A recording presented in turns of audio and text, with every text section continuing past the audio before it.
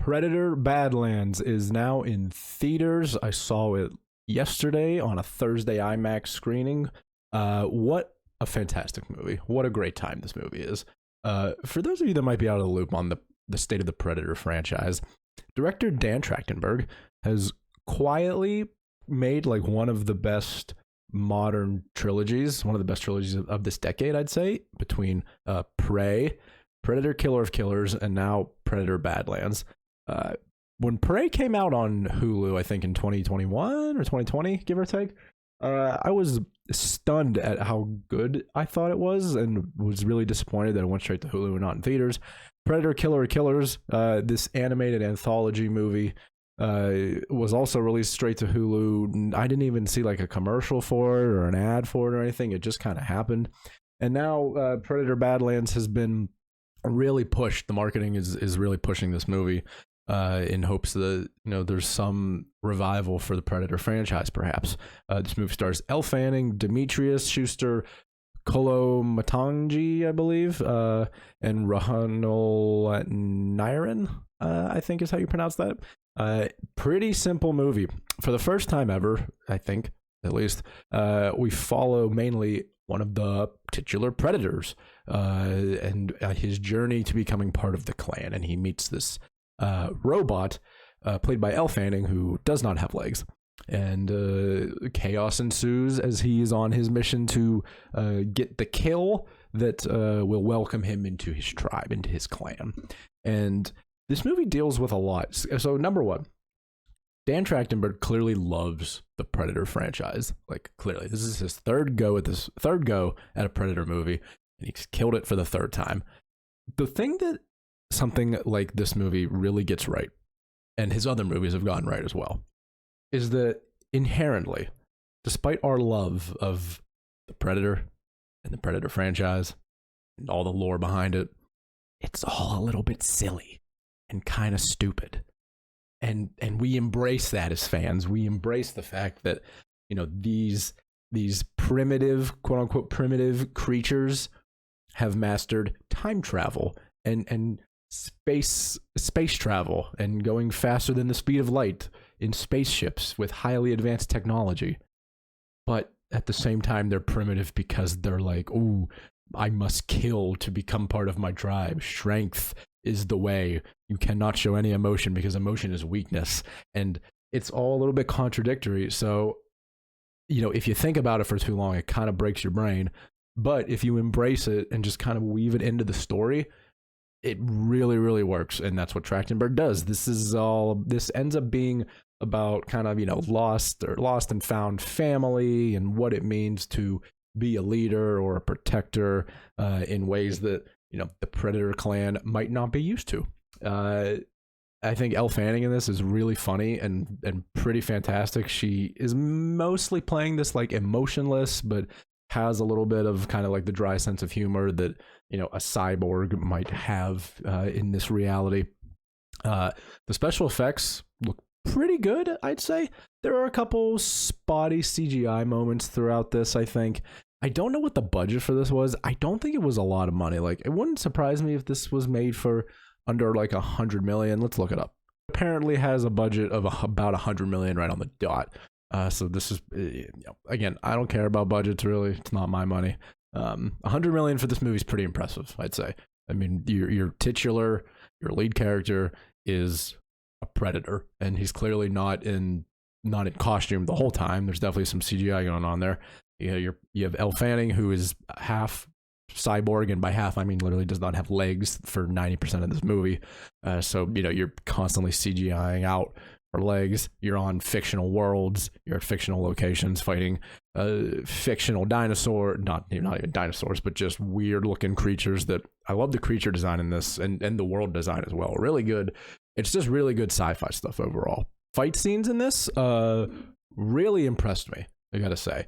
Maybe there has been this trend, I'd say, since all the whole 21st century probably, where it started out with the Bourne franchise with the shaky cam and the hard cutting. Can you track what's going on? Absolutely freaking not.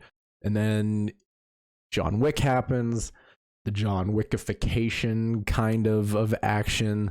begins, where now there's no cutting and it's very real and gritty and grounded, and you can feel the pain or the bullets or the punches or whatever, and you stay on those the whole time and you don't move because it's very real. But then there's this movie that kind of does a little bit of both, where it certainly isn't Bourne-ish, where there's not too many cuts, because that's one of my biggest pet peeves is too many cuts in action scenes. I don't like the Bourne movies particularly because of that reason. But there is this sensibility that Trachtenberg has with the camera of what do you and don't you need to see. A lot of the times the camera's not cutting, and if it is, it's not cutting too much, but it's not steady necessarily. It's moving with our main character, or it's moving against him to see what he is seeing, or what his enemy in that fight scene is seeing. But the fights are they're brutal, they're violent, they're gory. This movie's PG-13, which I did not even realize going into it, and apparently is causing a bit of a fuss because Predator movies are always rated R. The only reason this is rated PG-13 is because there's no humans in this movie. Spoiler alert. There's no human blood, at least. Spoiler. Everything is, the Predator green blood, or the blood of some fake creatures that, pick your color, or, cyborgs that just have, robot parts that come out of them. Like, that's the reason this is PG-13. This is a very violent movie. There's a lot of different action set pieces in this. We open with a fight. We close with, it seems like 2 or 3 different fights. There are, many different types of gnarly creature kills. There's gore, there's guts. Like, this movie has every piece to be R-rated. It just isn't. I would assume because Trachtenberg or the producers or whoever said, like, hey, let's try to open up this box office to teenagers, basically, to people that wouldn't see an R-rated movie. And I hope it pays off, because this thing is as violent as any Predator movie I've seen, especially with modern technology. Like the simulations you're able to run of guts and gore and stuff is on another level in today's age, and it's fully taken advantage of in this movie. There's some really gnarly stuff going on here, and I enjoyed every second of it. I thought it was really, really good. Again, I can't really emphasize enough how much fun I had throughout this movie. Is it perfect? No. Is the script a little bit predictable maybe at times? Sure, that's fine. It's a Predator movie. You kind of go, if you're going to see a Predator movie, you got to go in with the expectations of, all right, I'm seeing a Predator movie. I'm going to watch one guy try to survive some stuff, and then at the end of the day, he's going to get his kill. And that is more or less what happens. That there is some messing with the script again, because the Predator is the main character in this movie. So, it flips it a little bit on its head, but it keeps it interesting. I don't think it ruins any lore of the Predators and their race and such, because that can tend to happen whenever you get like the backstory of your big villain throughout multiple movies, like your Mike Myers or your Jason Voorhees or whatever. It can kind of be kind of silly and stupid and just kind of ruins the lore of it all and the mystery. I don't think that does that at all. I think it just adds on to it, if anything, but it keeps it really simple. And again, Trachtenberg knows that this is all a bit ridiculous and silly, and let's just lean into it and kind of embrace it, and you'll buy into it. I saw this in IMAX. I highly recommend seeing this in a loud theater. This was one of the loudest movies I've seen this year. I can't imagine, playing this in your living room where your TV doesn't even have a sound bar is going to cut it. So go see this on the biggest screen possible. I'm sorry for disappearing for another month. I do plan to make more videos that aren't just movie reviews, but I'm trying to think of what type of videos I could make here.